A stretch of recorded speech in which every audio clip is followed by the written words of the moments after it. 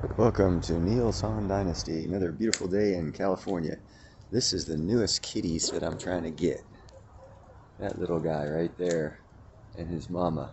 His mama's not fixed, and of course, obviously, he needs to be captured. I already captured 3 of his siblings and a few of his older siblings from another litter. Need to capture his mom, get her taken care of so she won't give us no more babies. Anyhow, that's not what this is about. I totally forgot what this was about because the cats kind of threw me a loop. Wasn't expecting to see the baby out here.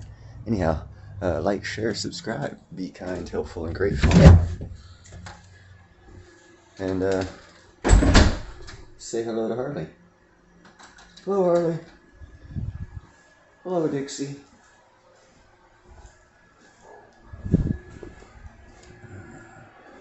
Anyhow, no, that's not what this is about. This is about the UK. So I'm getting to it right now. I just need to get into the computer, show you guys what this is about. As Sunak was running for the leadership race back in July, he emphasized China as the number one threat to UK's domestic and global security. And by calling it so, he vowed to get tough on China as soon as he came to power. One thing he listed on his agenda to tackle this threat was to kick the CCP out of UK's universities. And guess what? He's not forgotten what he pledged. New media reports say that Rishi Sunak is looking to close Confucius institutes across UK universities. UK Security Minister Tom Tugendhat, while speaking in the House of Commons, that this decision has been taken over security concerns. The minister said that these institutes are set up to promote understanding of contemporary China, but have previously been alleged to be used as a means of controlling the behavior of Chinese students on behalf of the Chinese state. There are 30 Confucius Institutes in the UK, the highest in the world.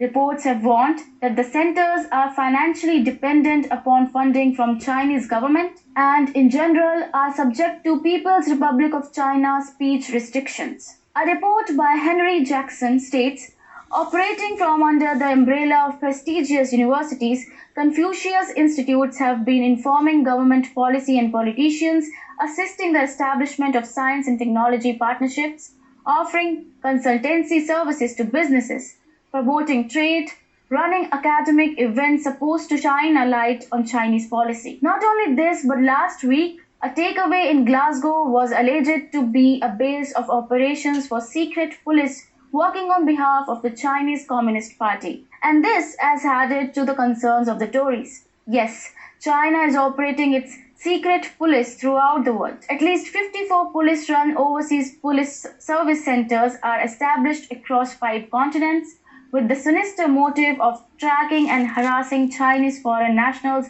and dissidents. 3 such stations are identified in the UK in Croydon, Hendon and Glasgow. Earlier, it was reported that former British military pilots were being lured to China with large sums of money to pass on their expertise to the Chinese military. Up to 30 former UK military pilots are thought to have gone to train members of China's People's Liberation Army. There is little doubt that China is expanding its influence around the world, including the United Kingdom. And if China is succeeding without any trouble, then governments must be failing to take any severe measures against it, allowing Beijing to sneaking under their radar. You see, many nations, particularly Western nations, will discuss how to deal with an assertive China, but will ultimately submit to it. Will the new UK PM follow suit? His actions suggest otherwise. UK's foreign policy under Sunak is clearly headed in the right direction as it acknowledges China as the number one threat. An assertive China is definitely what the world needs to counter, and Sunak is spot on with his initial move. And it also inspires. So what do you guys think? I know what I think. China has to spend 1/3 of their gross domestic product every year to keep their infrastructure up. China's funding all of these fucking 55 state-run police organizations in foreign countries. China has so many banking and money problems, they're going to go bankrupt. They've stolen every bit of technology they have from America. They stole their gold mines from an American. But yeah, everyone, let's forget the felonies they committed against our people and just give it back to them and say, no, it's theirs because it's in their property. Yeah.